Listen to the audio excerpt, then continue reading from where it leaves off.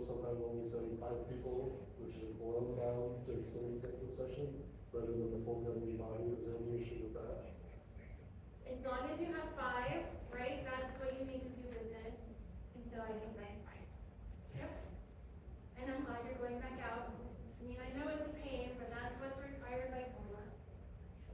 So, what else is required by COMA? You have to have the complete motion must be reflected in the minutes of the meeting and retained as a permanent record. There's really no laws in Kansas on how you write your minutes. It could be fairly limited. But the one requirement that's out there is that the complete motion must be reflected in the minutes.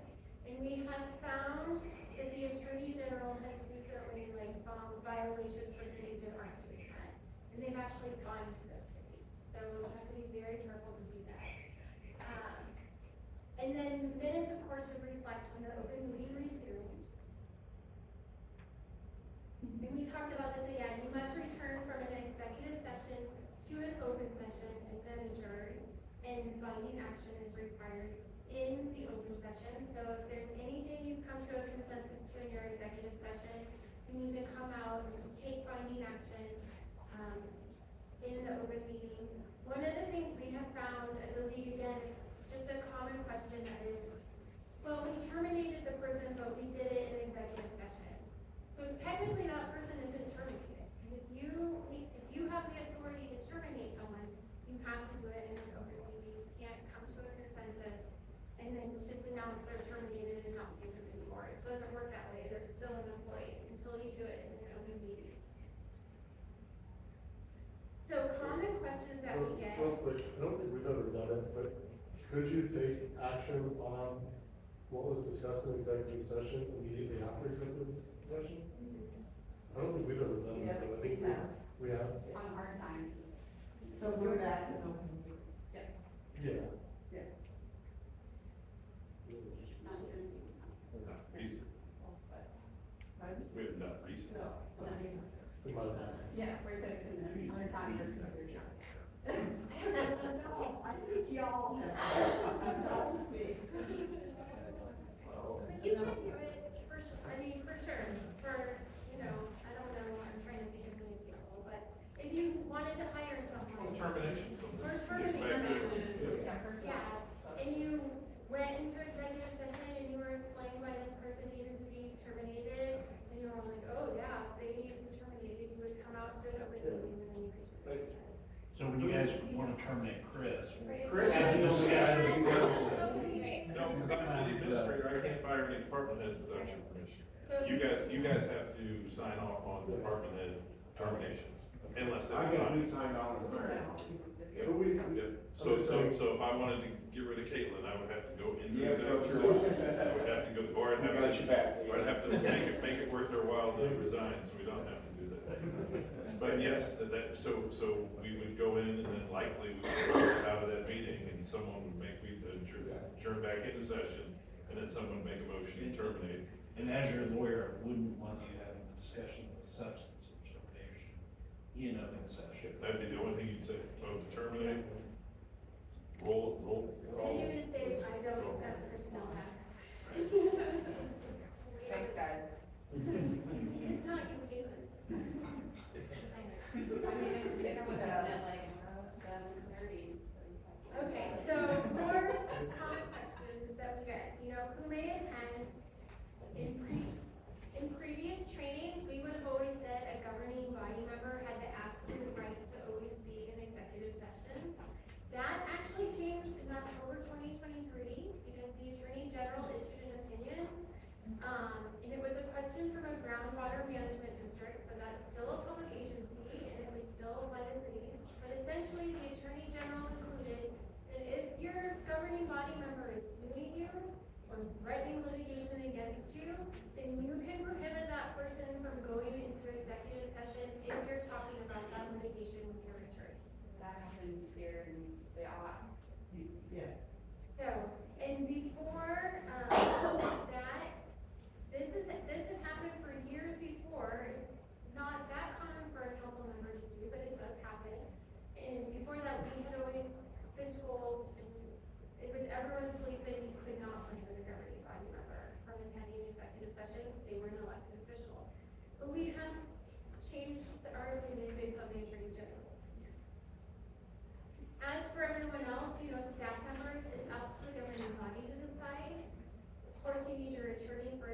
attorney-client privilege, but otherwise it's up to you on who you bring into for executive session.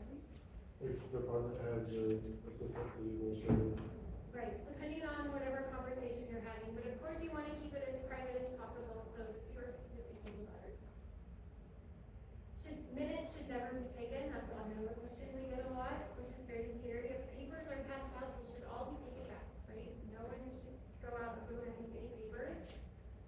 We talked about this a little, you can talk about more than one subject, but, so if you had to fire several people in one night, you could talk about it, I mean, I'm not such a, but you know, you could, I'm giving you my example, but. For a second, at the same time, or what? Yeah, that would be horrible, but anyway. Horrible but legal. But legal, but if you needed to do, you know, Chris's performance review and the acquisition of property, like we talked about, two separate motions. Can't take a vote, but you can come to a consensus. There's no time limit for executive session, I mean, it sounds like you've all been through this, but basically the time limit is what you put on yourself, so what you put in your motion. If you end early, that's fine, you can go back out to the chamber, but you can't start your meeting until the time you said you would start it. And then also, if you need longer, you need to send at least those 5 people out to do another motion and go back in. And of course, executive sessions are meant to be confidential. So I think everyone would be surprised at how often we get a phone call of, we know a council member talked about our executive session because their name's in the paper along with everything we did in our executive session. And that's, technically everyone has a First Amendment right. There's no punishment for doing that. But there is the punishment of you have let your staff down, you've let your governing body down. There's a question on whether you can keep things confidential. You've opened your city up to risk and litigation, especially if it's a, I mean, there's a reason you go into executive session. These are private matters when you're talking about employees, when you're putting the city at risk, when you're acquiring property, and you say, oh, we're gonna spend up to this amount, right? That your negotiations over at that point. So there's so many things to think about. Would that be grounds to exclude that individual from executive session? No, you can't exclude them. So they can talk to the paper every night after, and there's nothing you can do, and it's super frustrating. But we always recommend, for good governance, keep executive session confidential. Okay, any questions about that? Have we Before said we go there on. are people in class for it? That's a good one. But we also had discussions after the fact, perhaps that wasn't really the right thing to do. But we did do that, yes. Okay, I'll have a hypothetical and then we'll start talking about Cora. But just to give you a hypothetical. So is this a code violation? Let's say someone has emailed a citizen has emailed the entire council concerned about something. And someone on the council accidentally hits reply all in response to the citizen and all the other council members see the response. Does that violate code?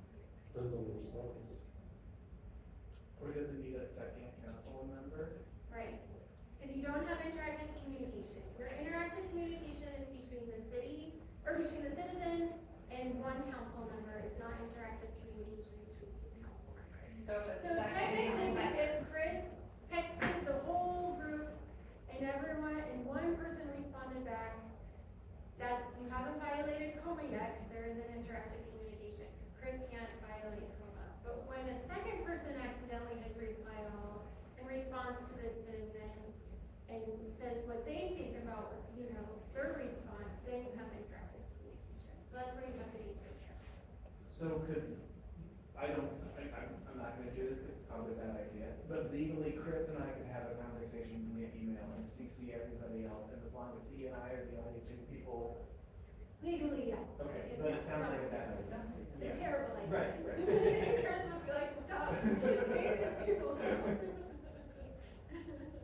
No, but yes, technically, Okay. because it's not an interactive communication between a council member, Right. it's an interactive communication between you and someone who isn't even a part of it. Okay.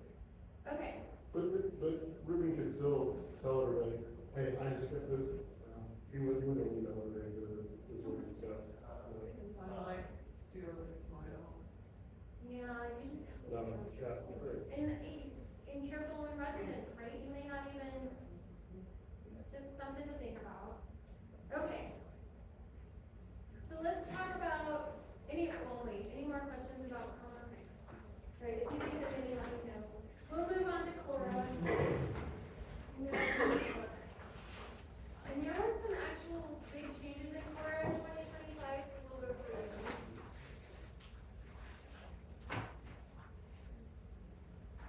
Okay. So, a little history about Cora. Cora was enacted in 1984, so over 40 years ago.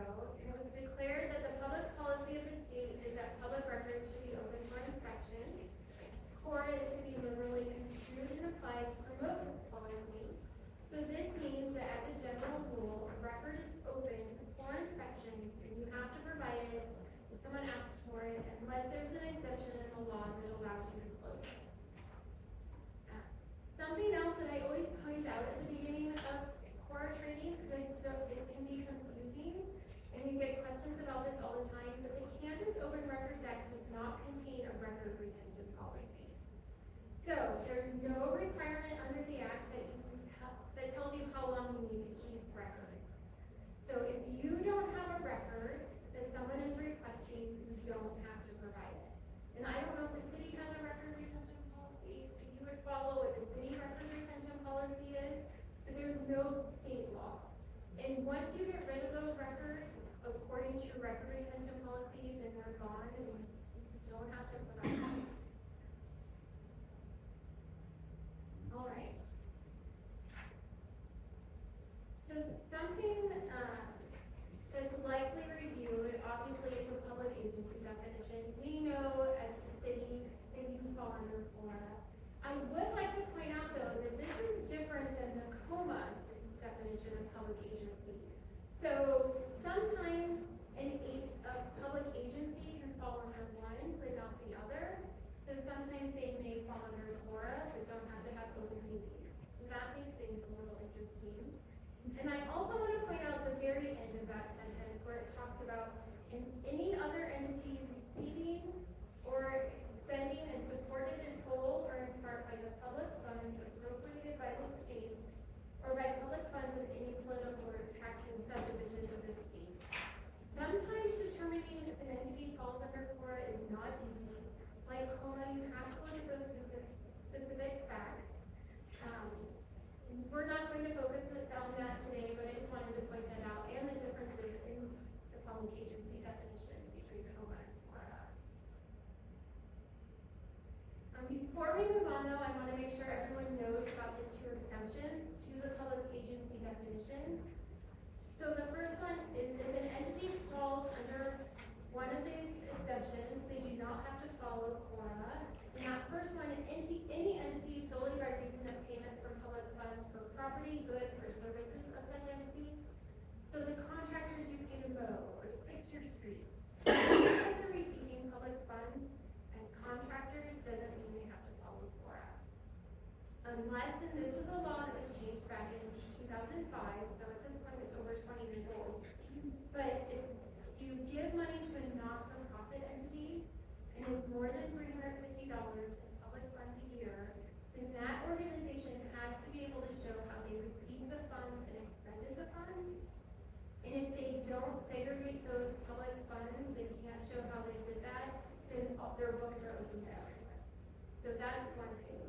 So for example, if you give $100, I always say to an African foundation or something for school or something, they don't need to report how they spent that money because it's $100. But if you give $350 to the chamber, they have to earn more. They have to be able to show how they received those funds and expended those funds. Real quick, can you go back a slide? Because if we had a committee that doesn't have any control of the funds, would they be subject? And we didn't have a form of ballot, right? So I would need more information, but and supported in full or in part by the public fund. So you're talking about a committee here, like under the council, Yeah, that still has falls under Cora. because they're supported by public funds. Or any other entertainment receivers, I mean, that's, but you're still, it's part of the city. So if you say that it's that.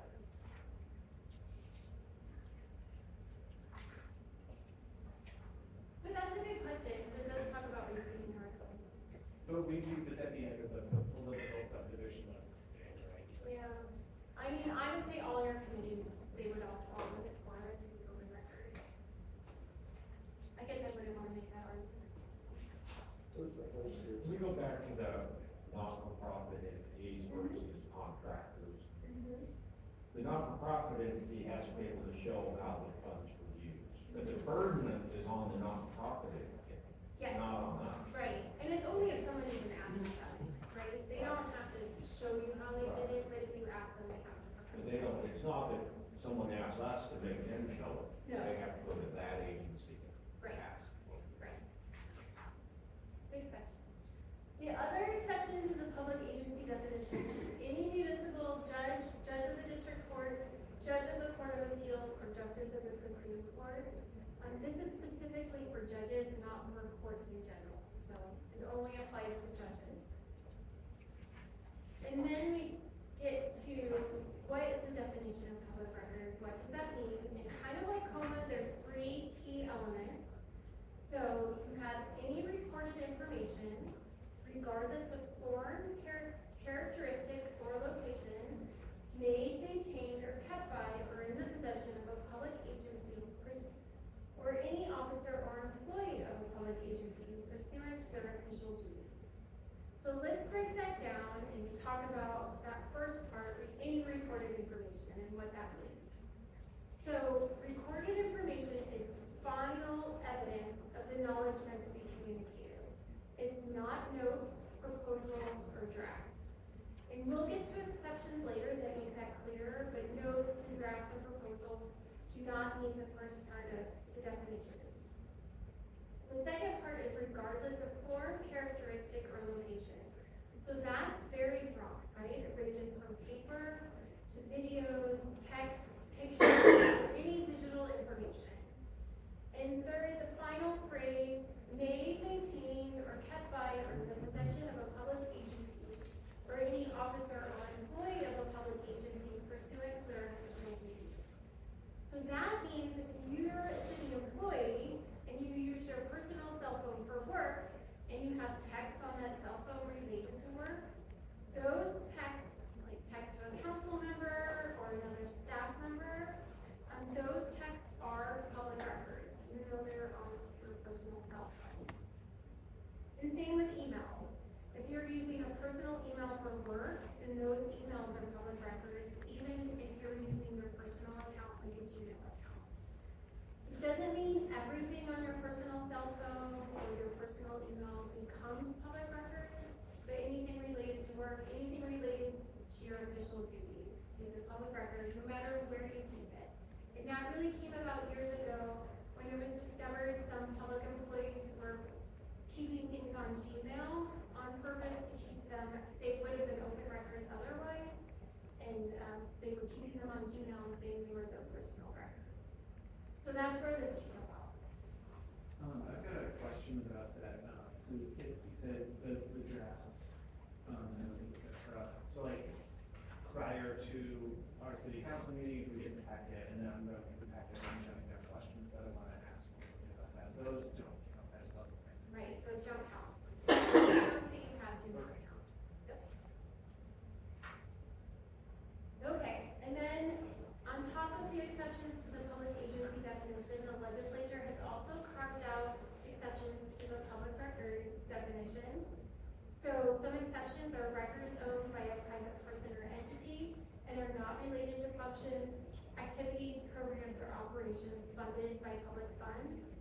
So this just ensures that if someone accidentally, leaves a record, like if someone was in your meeting downstairs and they left a brochure or a document of some sort on accident and on a chair, that doesn't just make it a public record, right? It's still very privately, it doesn't automatically become a public record. I always think like how many public records the library would have, right? For all the things people leave. So kids getting done with play, that's not public record. Right. But if I text Stacy about, are we taking both our kids to XYZ public event? Well, that's a good, we're getting to an exception that I think you all will like.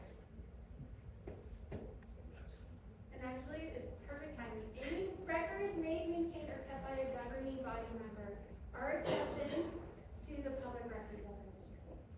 So, so that text is not a public record, because, well, is it on your personal cell phone?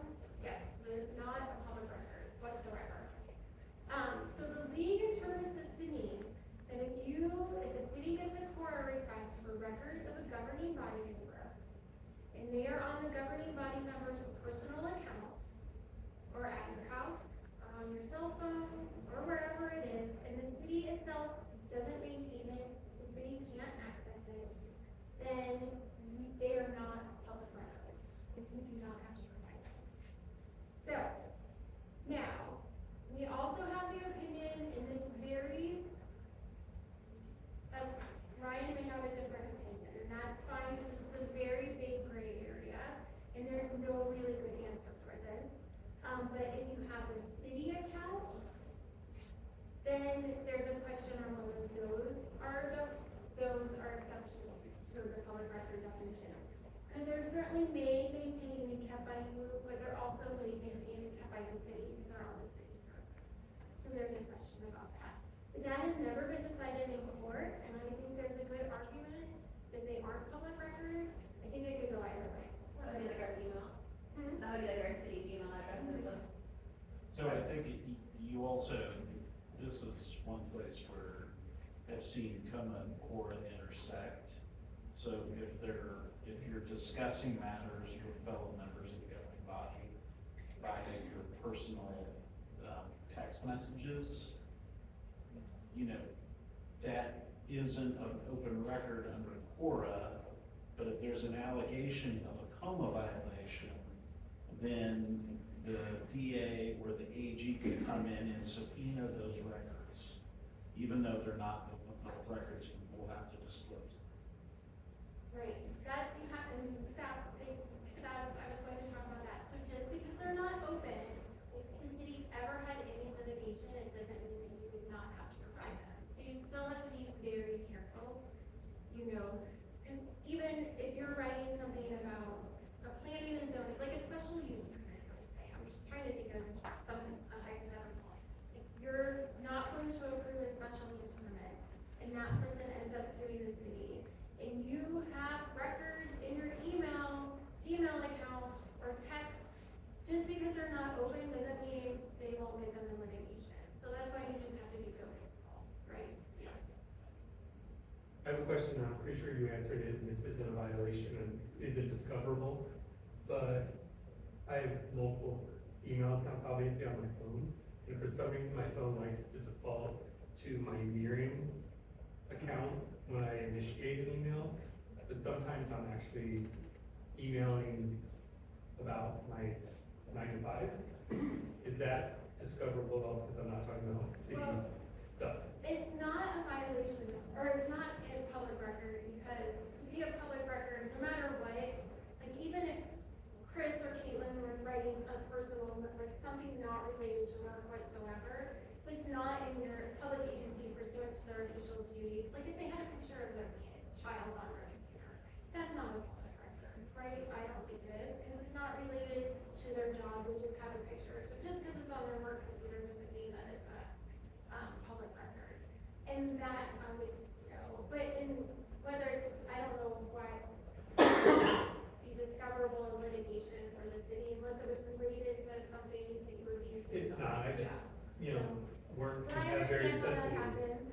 Yeah. topics or information, so when that happens, it always made me trigger. Yeah, it's not a public record. Okay. And it's not related to your official duties. So.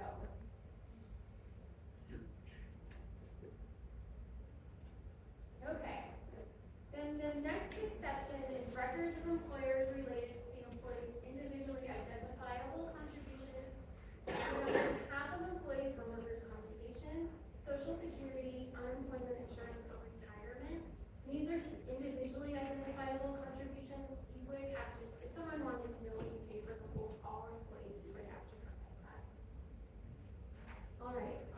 about that, I just wanna make sure I got all my notes on that. Oh, one more thing, because I knew I was forgetting something. One more thing about this exception for governing body members. If you then, let's say you do have an email, but you forward it to Chris or you forward it to another staff member, then it becomes a public record because they have it at that point. Or it's that's when it becomes a public record. So, just to let you know about that. Don't send those pictures of the kids. No, I don't think that would. I'll immediately delete it, so I won't have it. All right, then we're going to talk a little bit about core requirements. And these are all requirements that are in state law, so I feel like this is all things I need to go through. But I realize it's not the most exciting part about Cora. But the first requirement is that cities must have procedures for requesting access to and obtaining copies of records. And this starts on chapter 2, page 21 of your book. And then along with having a procedure, there are certain requirements or procedures you need to have. So the procedures you adopt should provide full access to public records. It needs to protect public records from damage and disorganization. Your policy also should indicate that it's in ways to prevent excessive disruption of the agency's essential functions, that you'll provide assistance and information upon request, and then ensure efficient and timely action with your responses to our request. And if you look, I'm sure you have a policy already, but Appendix F gives you a sample policy in the back of your book too. All right, the next requirement is that every city, regardless of size, must appoint a Freedom of Information Officer, or FIO, and then state statute lays out duties for the Freedom of Information Officer. So under Cora, FIOs are required to prepare and provide educational materials and information concerning Cora, and be available to assist the public agency and members of the general public to resolve disputes relating to Cora. And again, this is all in state law. They have to respond to inquiries relating to Cora, and they have to establish the requirements for a Cora brochure that must be available to the public. So if you look on page 25 of your manual, you'll see a Cora brochure. And this exact one is not required, but actually every city in the league has these. If you fall under Cora, you're required to have a brochure wherever people can make a request. A Cora request, so this is one you could copy and just put wherever Cora requests are made. We have them like when you first walk in at the top of the desk at the league. Cora also requires public agencies to provide suitable facilities to inspect records. And we don't need to go through all that, but essentially don't put someone in a tiny room that they can't really get to or see anything. There are also requirements for hours for inspecting and copying records. So if you're open to the public, then any person may inspect public records during that time. So if you're open from 8 to 5, individuals should be able to inspect records from 8 to 5. If you happen to have a day off or, be in an office that isn't open every business day, sometimes it happens especially in smaller cities, then you are required, if you don't maintain regular office hours, you must designate reasonable hours for inspection and copying on those days. So that is something that's required.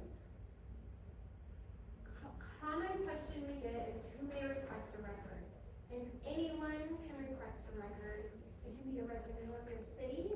It can be a company from a different state like Florida. It doesn't matter who or where they are from. Also, you can't require requesters to tell you the reason they're requesting the record. So I would say it's not our job to police Cora. It's not our job to decide if it's a good or bad reason for why they want the record. It's just our job to respond accordingly. And I have had situations lately where the email that's come through the Cora request is very spam-like, and there's serious concerns from the IT department that it's a cybersecurity issue and not not to respond at all to that email. So I get, well, what should we do? What if this is an actual Quora request? And it is a hard gray area, and I think always talking with Brian, or an attorney to go through that, because I think I'd rather take the hit and violate Quora if I'm really concerned about a cybersecurity issue than respond to something and have a virus or something to that end. But working with IT, your attorney will help you through that. And I actually had a jurisdiction that there was a virus attached to a certain individual's email and their IT blocked them, and they made a complaint, and the AG supported the municipality. Yeah. Because we inform the individual that, there's malware attached to your email, we're blocking you, you can submit a written request, and they continue to send emails. The AG's office actually supports. Yeah, and I think everyone understands the cybersecurity issue. I mean, there was something going out, and even the Attorney General and I, like, asking for all of these documents, and we had so many calls of, if we give these documents, we're afraid we're going to be hacked. Like, they're looking for documents of all our software and everything that, it's just looking for us to be hacked. And the Attorney General, like, also received it, so that was kind of nice, because then we could work with them, and talk to them about it. And in the end, I don't know that any city responded to it, so. So if you do get things like that too, it's also a way to call us, because we may be getting the same information from other cities who may have been able to tell you, oh, this is a trend, this is what's going on. All right, so there are 4 things you can require as a public agency. You can require the request be in writing. You can require the requester's name and address. Any information necessary to determine the records requested, and also proof of identification. In some situations, you can also require written certification that the requester will not use the names and addresses obtained from the records to solicit sales or services. And I say in some cases, because there was an Attorney General opinion on this, there were some public agencies that when you filled out your Quora request, you also had to certify that you wouldn't use names and addresses to sell services. But not everyone is getting a record that contains names and addresses, right? Not all records contain that. And so this individual was not getting a record with any names or addresses and refused to sign the written certification. And then the public agency wouldn't provide them a record. And the Attorney General said, well, you violated Quora. There was no reason for them to fill out this certification. So we've always put that caveat. You can require a written certification when your record contains names and addresses, but only when you do that. Otherwise, we wouldn't make them fill that out. I'm sorry, I thought I was losing my voice. Okay. Then another question we often get is, how long do we have to respond? And so you're supposed to respond to the request as soon as possible, but no later than 3 business days following the request. So today's Monday, so if the city got a request today, you would respond by Thursday. Or if it's Wednesday, then normally you would respond by Monday, but if Monday happens to be a holiday, then you have till Tuesday. You have those 3 business days. But it would be at end of business on Monday. Yes. Does it matter when in the day that request comes in? Like if it comes in at 9 AM versus after the office closes? So that's a good question, and when you get a request after business hours, Ryan, how do you handle that one? Because that's a gray area that I never know. Because I feel like some people say, oh, we didn't get it till 11:59, so we didn't see it till 8 AM the next day. I would count the day we received it, and then if we're not able to turn around that quick, I'd use some of what she's about to go over. Yeah, that's how I would be too, but I think other people have taken, we counted that if you sent it after the business day hour, we'll count it as the next day when we actually see it. So I always take the more conservative approach, but I think there's a good argument for this. All right, so you have 3 business days to respond. business days, you just have to respond. And there's essentially 3 acceptable responses to Quora requests. So you can grant access to the records within 3 business days, which is hopefully the majority of your requests, right? That they're small and easy, and something you can get done right away. If the records requested are open public records, but it's going to take a while to fulfill the request, you know, you have to get records out of storage or do a little more research or maybe have someone look it over and redact some things out of them, you can give the requester a detailed explanation why access cannot be granted within 3 business days, but that the record will be made available at a later date, or you can deny the request. There are really only 2 reasons to deny access to a record. First is the requested record is not required by law to be disclosed, and we'll talk more about different exceptions coming up. There are times when records are public records but may be closed under Quora or another federal or state law, and a city can lawfully deny access to them. Or the second one, the request would create an unreasonable burden upon the public agency in producing the record, or was made with the intent to disrupt the agency. So, I recommend that you really don't ever use the second one unless you talk with Brian. And the one time I can think when this was used, where it was lawfully and appropriately used, was we had a public agency where 2 or 3 citizens would come in every afternoon and basically stand in the clerk's office and repeatedly ask for different records over and over again. And it was every afternoon. And they were doing that to disrupt the agency. They didn't want the clerk to work and get their job done, right? They were just there to disrupt everything. Who made that determination? The attorney, and then they sent a letter and everything, essentially, right, that you can't do this anymore. But this isn't here just because it's going to take 40 hours to fulfill a request, or it's going to cost a lot of money to fulfill a request. There are ways that a city can recoup their costs and time for doing those things. That's not the purpose of this. It's really when someone has the intent to disrupt the agency. So best practices for denying a request. I always put talk with your city attorney. I mean, some things are probably ones you know automatically because you might it before, but I always recommend talking with your city attorney to make sure it's appropriate, and then put the denial in writing and cite the provision of law used to deny the request. Technically, under the law, you're not required to put the denial in writing, but then I think there's always that argument, well, they didn't get back to me in 3 business days. This just covers you, so you can say, no, we told them within the time period we were supposed to. We gave them the exact reason why. All right, and so you have to keep in mind some of this was enacted in 1984, and so I think some of these laws don't necessarily make sense anymore, but some other core requirements regard the supervision and inspection and copying. So custodians have a duty to supervise to the extent necessary to protect against theft of or alteration to or damage of a record. Copies should be made on site if possible.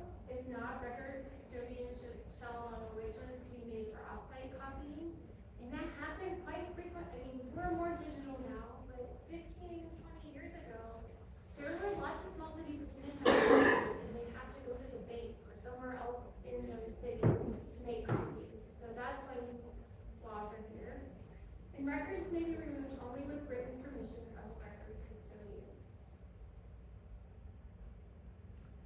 All right, an exception to Quora, and this is something that I think seems pretty straightforward now, but was a big deal at the time it was passed, is that cities are not required to provide copies of public records by allowing a person to insert, connect, or otherwise attach an electronic device like a flash drive to a city computer or other electronic device.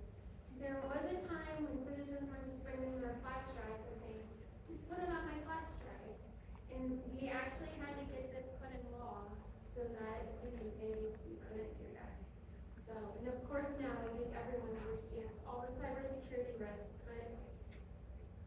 of the time, we had to convince the legislature this was important. The next topic concerns fees and what public agencies can charge. So the legislature significantly amended this section of CORA during last year's legislative session. And the new requirements took effect on July 1st of last year. So under CORA, fees must be reasonable. The law provides that if you're providing copies of records,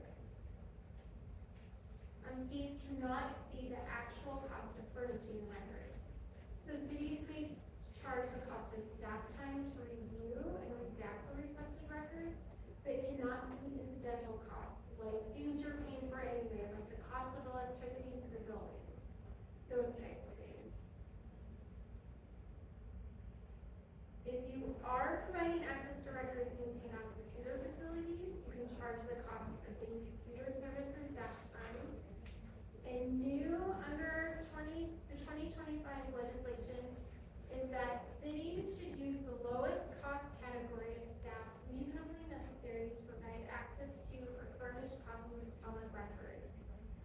So this new requirement is not a mandate that all requests be filled by the member of staff who has the lowest salary. Really, it's an effort to ensure that public agencies assess only those charges for staff that are necessary. So for example, if the city gets a records request and it's straightforward and it can be filled, by a city clerk or other deputy city clerk or other office staff, it would be unlawful to charge time for your attorney or city administrator to fulfill that request. There are, of course, times when an attorney or someone on staff who is paid at a higher salary is necessary to fulfill the request. Isn't there a lot of gray area there that if you're asking a department director for their emails, or the department director to go through their own emails to find something, versus like, if it takes Chris 15 minutes to find something because he knows where it's at, versus an hour for Caitlin because she doesn't, it's cheaper for Chris to do it, even though he's a higher salaried employee. When it comes to, it's the lowest cost category, I mean, I understand, but also you probably have someone We treat it else who- reasonably. We say, an intern's not coming and going through my computer to find records on my computer. If it's a record that's likely on my computer and I gotta look for it, somebody requests for it, they're paying for it. Right, or the IT person, or whoever else wants to acquire it. And, I mean, hopefully Caitlin isn't taking 3 times as long as Chris, but I'm assuming it's being done. So I can shorten the search function, right? Maybe your request for old records and just, Chris knows the way around the servers. No, I understand, and it might be bringing in an IT person to do that all for you too, right? So, but it's really just, this isn't about saying you have to do the lowest staff cost person. It's more just, you have to be reasonable, and you can't say, well, we're gonna charge Chris's salary for a record that was just on this computer that most people have access to. But if that search for the record requires dealing with confidential information or sorting it out through things that only Chris should see, Or it would only be grounds for Chris to Yes. charge Chris's salary. Yes, or Brian. Or Brian. Yes. Or